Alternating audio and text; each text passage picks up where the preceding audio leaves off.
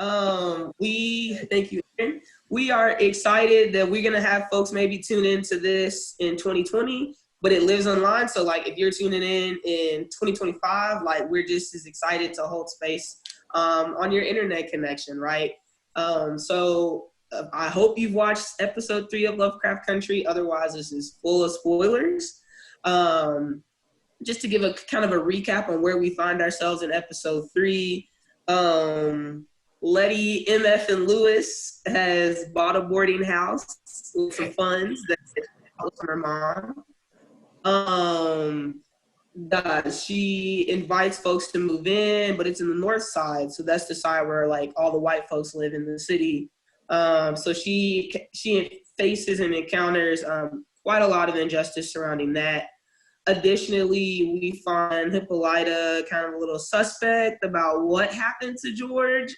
They just kind of arrive back just with his body and this story that the sheriff shot him, really not giving her the full picture of what went down in Artem. We also start to see a little bit of Tick's relationship with his father. Most certainly we see Tick's relationship with Letty kind of evolve and grow during this episode as well. And we get all the way to the end of the episode, and Letty and Tick are out here like taming spirits, getting in touch with their ancestors, and finding out some of the ways that Black bodies have been misused for medical experimentation. So with that being said, I'm going to let my guests introduce themselves. Please remember, we will be linking to the Langston League syllabus throughout this. And I'll also be linking to any of the like really important monologues that happen in the show. So yeah, Aaron, you can go first. Hey everybody, again, my name is Aaron Weathers. I use he, him, they, them pronouns. I'm the assistant director at the LGBT Center on the Health Science Campus at the University of Louisville. And yeah, I'm from Louisville, Kentucky, and I'm super duper excited to be here. Still a Lovecraft Country stan.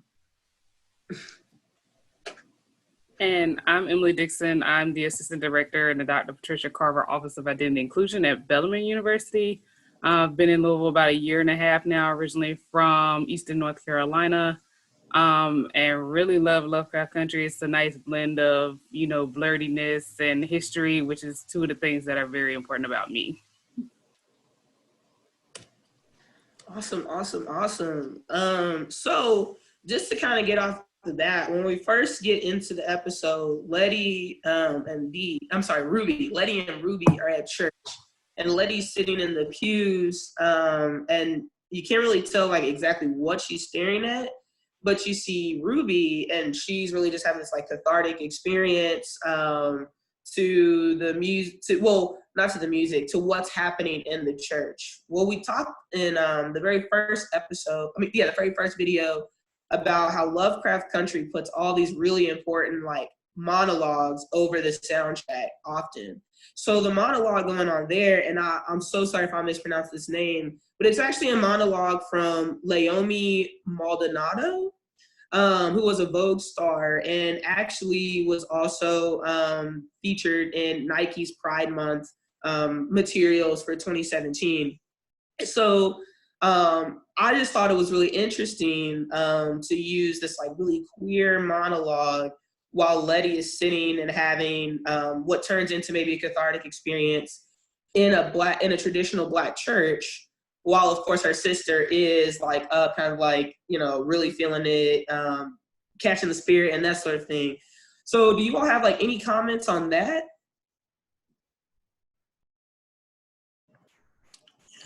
I did not actually know that was Leomi, like the icon Leomi Amazon Maldonado.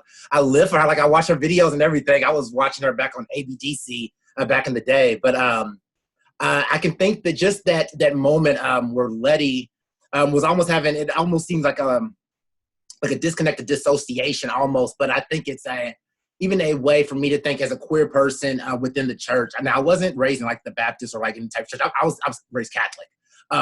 But knowing that role that the Black church just kind of served within the Black community, just knowing that we don't necessarily divorce ourselves from the word and just disidentifying with it, just kind of it's more of not identifying with the system or against the system, but you kind of you find the value in it for yourself. And I think that like it's still cathartic. And I think that that's something that really kind of speaks to the moment. I don't know what if y'all might say, yeah.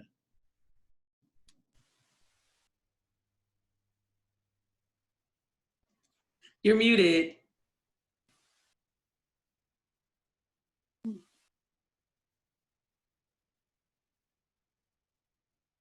Okay, tech issues. But so I didn't know it was lay on me either over it, which is kind of an interesting point because now, without giving too much, it's interesting how that may play into Ruby's story or whatnot, and who she is as a person and how she begins to develop or whatnot. So I think it's really interesting that came there, and I don't think I had connected the dots until right then because I was just like, this is what's going here. So, I think that's interesting or whatnot. But then, trying to get out here and really, I think like with the Black church, it is as much as, we do try to figure out what our role is in the church, it is a part of the Black experience. It's a part of every Black experience, whether you either go to church for the word, you're going to church for the, social interaction, you're going to church for the information. Because I think about, when my mom was younger, church was where you went to got the news, whatever happened in the community and everything else, you got it from church. So the fact that church is sitting at the middle or whatnot, some people do have a weird relationship with church or whatnot, but at the end of the day, it is kind of central to the Black experience. No, I would for sure agree with both of those points. I did not, it wasn't until last night, sorry, yes, I sent y'all talking points last night, but last night, and I was like, man, this monologue, we got to comment on it. Like, Letty's sitting there with the single tear. Whenever people do the single tear, I'm like, dang, they're feeling it. Like, she's sitting there with the single tear, but then Ruby's like really like up and at it. And so I was like, well, who's doing this monologue? I'm sitting there scrolling. I searched the lines and I was like, whoa, there's like the episode started in like this queer space. It like centered this queer narrative in this Black space. And I really, really appreciated that. So skipping through like a lot of parts of the episode, I did want to touch on, is there a tie between the monologue with Naomi and that juxtaposition of when Letty starts busting up those cars, right? And there's church music playing. And so I was like, okay, so we've got Letty sitting there in church. And I mean, I don't even know, I don't know like how much interaction she was having with what was going on, or if she was just there and was just overwhelmed with emotion. And then you don't really hear church music again, but like they made a point when she picked up that baseball bat and they were picking up those shotguns to play one of the most churchiest songs that they could find. So like, what do you think about that tie there? Like, do you think there's a tie? Am I reaching?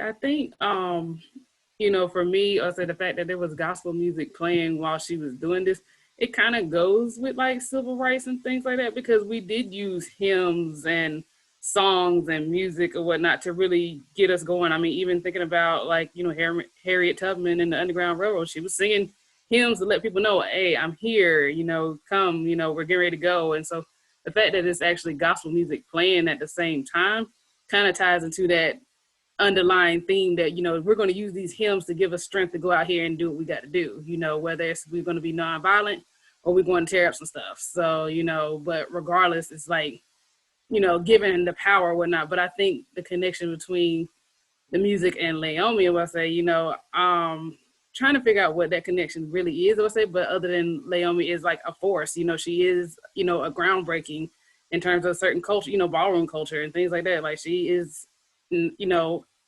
pivotal to that, groundbreaking foundation or whatnot. And so I wonder if the connection between the two is like, okay, this is a foundational moment that's getting ready to change, everything else that's getting ready to happen or whatnot. So the fact that the all of it's together at one time is like, this is getting ready to be a moment that's getting ready to change the trajectory of Letty's life.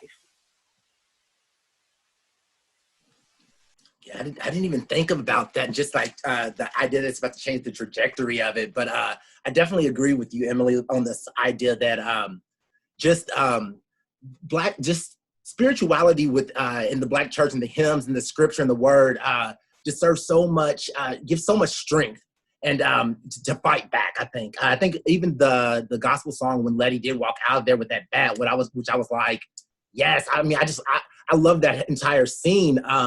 I think they said we're gonna like get these devils out of here or something like that, and it just like the way that she stomped out there like Sophia from like The Color Purple and just was like ready to just bop, break those windows.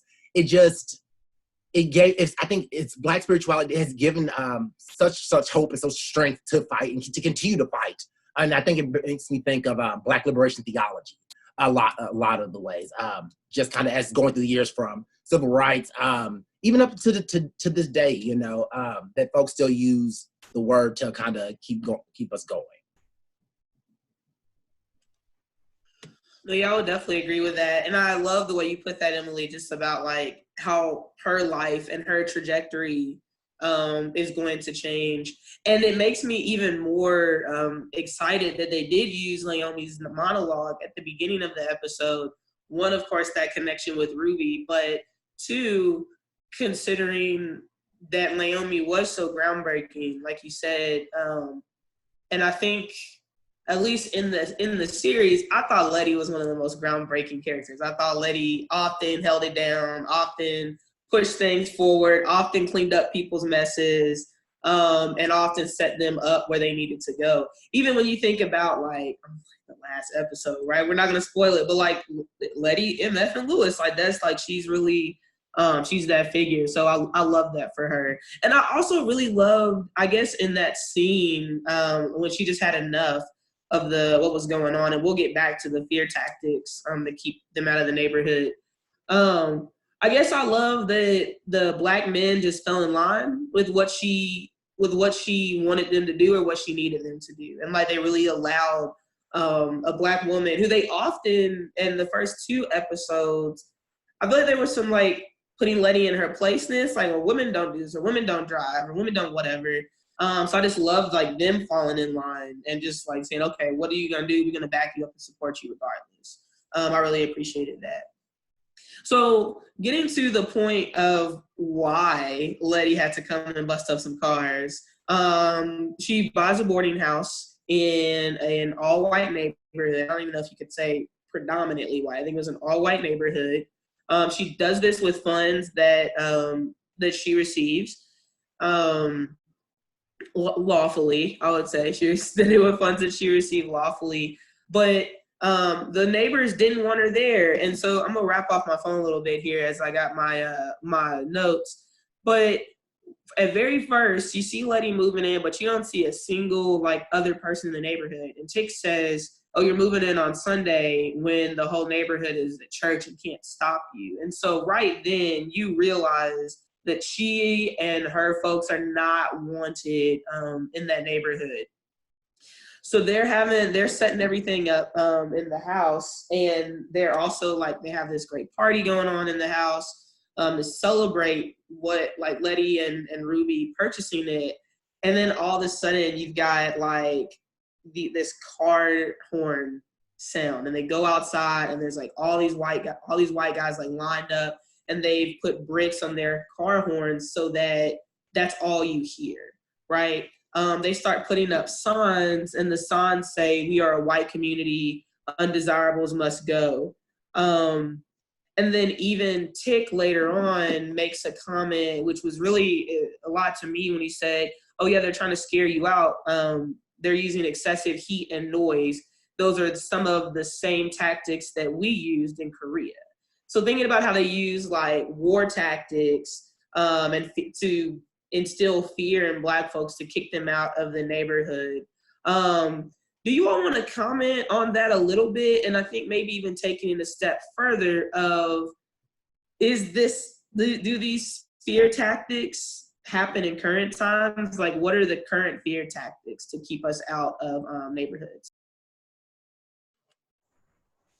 Oh yeah, I mean, like one of the current fear tactics nowadays is Karen calling the police. On just Black people living their lives. Fear tactics are always going to be, well, okay, I don't want to say that because I think that's nihilistic, because I want to imagine a world in which this doesn't have to exist. But fear tactics have historically and even contemporarily been used to really separate white folks and Black folks, white folks and just people of color, are just people in dominant spaces and dominant identities and marginalized identities. So yeah, definitely that's one way that I think is kind of brought still happening nowadays. Yeah.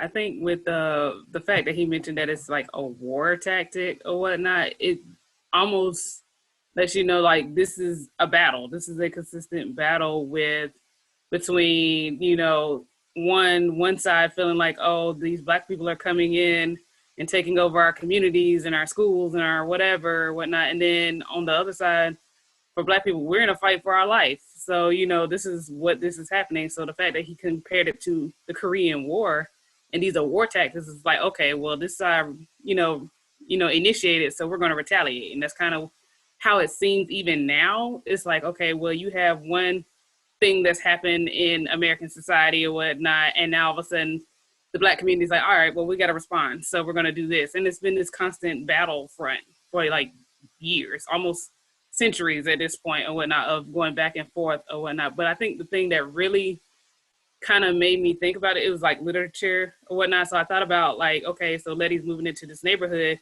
It made me think of Raisin in the Sun. So it made me think of when they were moving, when the family was moving in, the younger family, and they didn't have war tactics, but they still had the neighborhood association come in and say, you're the first to move here, and kind of make them feel uncomfortable in that regard. And so it just really made me think about, this is really something that happens on a regular, and it's been talked about quite a few times in literature, because you always have this, when you're the first to move into a space, they try to make you uncomfortable. You think about Ruby Bridges when she went to school for the first time and whatnot, how they were kids, their parents were like, oh, I'm gonna pull my kids from this school, all these things, to the point where she had the National Guard to escort her to school. Or, any other time you have a Black person infiltrating a predominantly white space for the first time, it's just like how much is thrown at them, and it's the constant war front.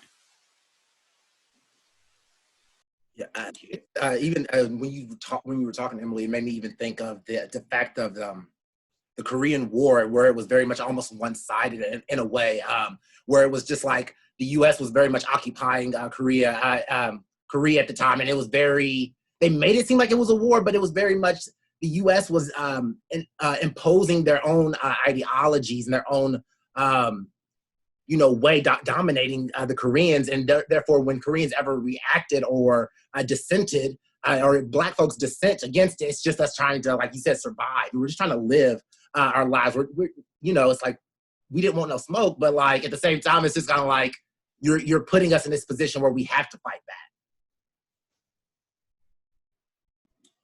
No, yeah, for sure. And I think about, there were definitely, like, I would say there's still maybe not fear tactics, but lack of comfort tactics, right, to keep us out of neighborhoods.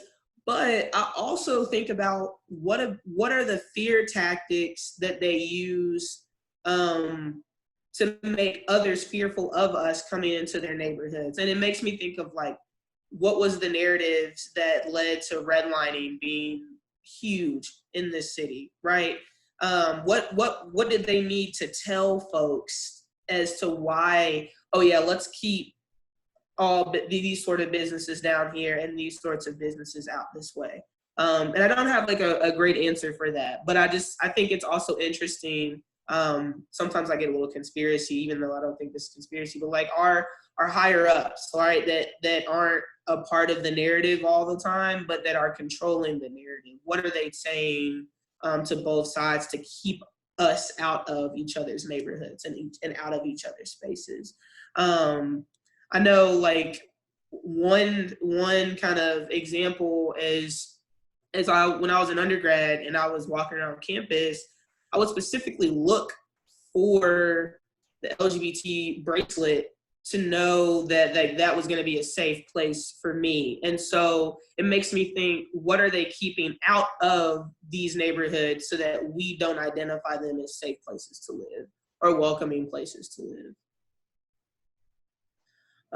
But yeah, so then I think kind of like our last talking point here is definitely that unethical and inhumane experimentation on Black folks. So as we know, we are often looked at, or our word, we can get into that debate in a second here, often looked at the experimental bunch because our lives meant less, right? So I think that they will look at us as like lab rats and then Black folks, and then they can get to white people trials, right, to test things on. So what's going on in the episode surrounding medical experimentation on Black folks? What did you all observe? What do you think needs to be pointed out? And I'm going to go grab a book for reference. So I'm going to turn off my video. For sure. It was a lot. So my little volume just went all the way up. Okay. So yeah, it was a lot for me. Just the medical apartheid, and I think just working in the health sciences now, we still see the impact and the impact of that. So I mean, I think one, white folks have just always been, I wouldn't say fascinated, but it's like enthralled, just puzzled by Blackness. They don't understand it. They think that there's some inherent difference. So then they've experimented on us. I think you look at the father of gynecology, J. Marion Sims, who experimented on enslaved Black women, to create this field of gynecology. You have the Tuskegee experiment, where they infected 300 Black men with syphilis, and then when folks tried to actually get treatment, they denied them treatment.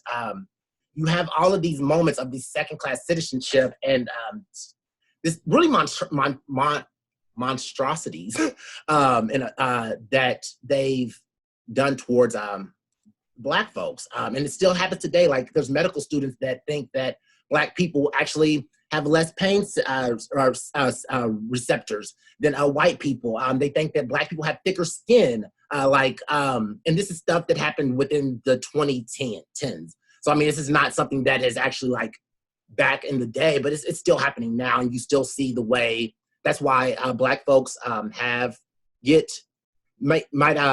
the citations, but why you'll see Black women won't necessarily get cancer breast cancer as much, but they're more likely to die. You'll see more Black folks dying in less subpar healthcare as compared to our white counterparts because of these ideologies. Yeah, I would say so. I actually worked at a medical school. That's where I came from. I worked at med school for like 3 years. And so, you don't really realize how it's being taught until all of a sudden you get these Black students that are like, this is still happening. This is still happening. Like, and that study that you were talking about, that was like 2016, where you're asking students, Black people have different responses to pain than white people. And they really believe this. And to be frank, I'll say a lot of medical schools are still teaching it that way. Even in terms of bioethics, like how do I treat someone? Or, you all automatically assume a Black person that's having heart pain is having, is because of their bad habits, cholesterol, food, whatever. You assume that about a Black person without giving the whole picture, which is why you have a lot of Black people, they will only go to Black doctors. And I'll even say for myself, like it was very important for my OB to be a Black woman.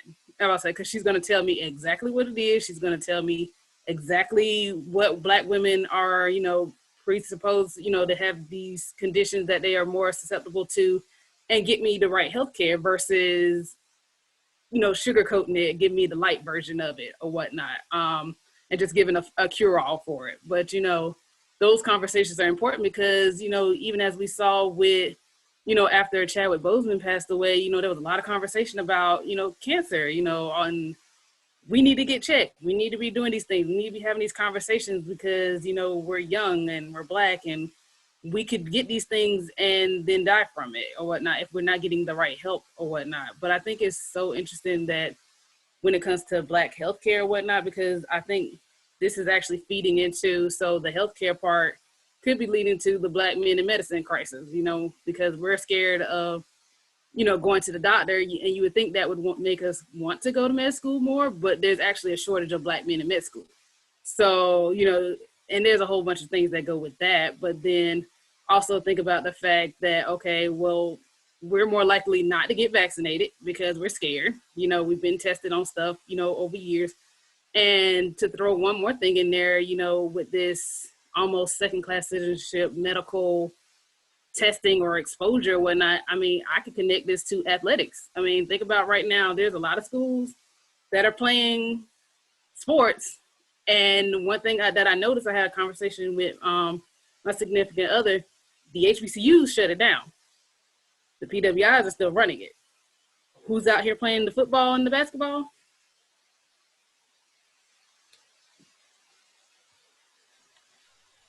Yeah, absolutely. And you literally just made me think of the fact of like, Yes. you don't yet, like, you don't see Black folks, especially black men, and you don't even see that many Black women, like, honestly, like, you don't see Black folk, and, you know, or just Black people, as well as like non-binary people in healthcare, in medical school. And it makes me think of like the segregation that you also see in the episode, that we don't want to see the undesirables here.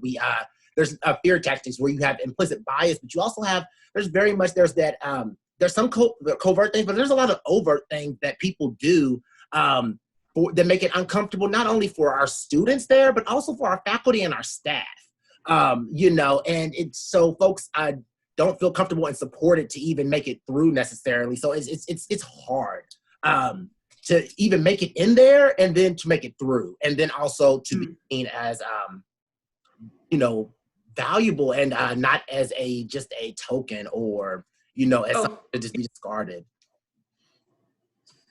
No, yeah, I remember I went to a U of L med school, like, graduation. I think this was like 2018. And there were, and I went for a friend that graduated who was white, but there was maybe like 8, and there maybe were more, 8 to 15 Black doctors that graduated. And I remember my mom was like, Ashley, they're all posing there. I'm gonna go take a picture. And I was like, you don't even know these people. Like, why are you gonna go take a picture? And it was just like, to celebrate, because like, we don't see ourselves in those spaces, right? Yeah. So, I mean, I really echo what you all said. I did want to suggest a book. So, like, one thing throughout, we'll be linking to different monologues, like the Laomi monologue will be linked to, if there's books that people bring up. But the virtual background. Hold on one second. I cut this off. I don't think I can. It's called, well, not quickly. It's called Medical Apartheid, The Dark History of Medical Experimentation on Black Americans from Colonial Times to the Present. And it's by Harriet A. Washington. I read this in a Pan-African Studies class in college. Oh my gosh. I mean, it's wild. And it really does, it takes you up until probably, I don't know. I mean, it's not 2020, but it does bring you, well, it brings you all the way through HIV and that crisis. 2002, actually. No, 2007. It brings you up to 2007.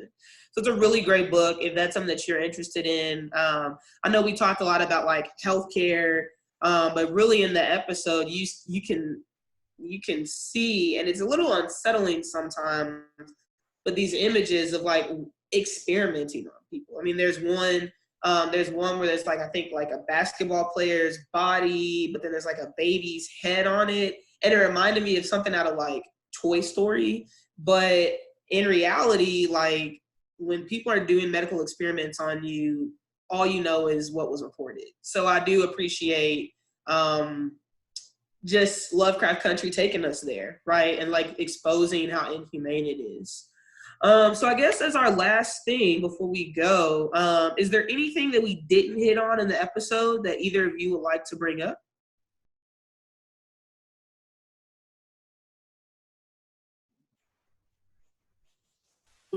I think one thing, we definitely, and it kind of feeds into coming episodes, but people, you definitely have to pay attention to the Easter eggs that are happening in terms of history or whatnot. Like, the fact that Ella Baker may have been showing up in the episode, or, um, they mentioned, oh, well, Michael, you would say, Michael Wright, he's going by Martin now. Like, you're starting to hear these civil rights leaders and movers and shakers that are starting to appear. So, if you go back and actually watch the episode, really look for those Easter eggs, because you're starting to see little bits and pieces of important Black history starting to intertwine into the experience.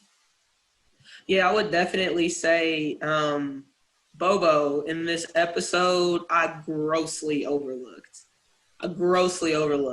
And to help with that, these references are in the syllabi that we'll post alongside the videos, just in case you're not quite catching it. But no, yeah, that's huge. They said something about Martin. I forget what it was, but I remember just busting out laughing. But yeah, I think he's coming back after King now.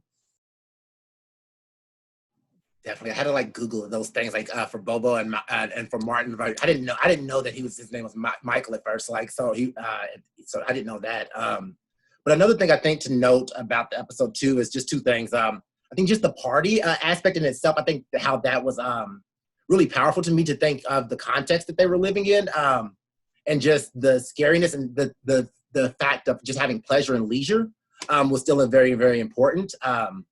And also, and the second thing is just the connection to like ancestors as well, and that spirituality. And my grandmama, she always used to, my gaga, she would say, very much thinking like, calling like demonic, if they're like thinking of like the ancestors. But I think now, like I even have my little altar back here with my ancestors, just to like connecting with the spirits that have gone by, that I think there can be a power within that as well, that spirituality and that spiritual connection.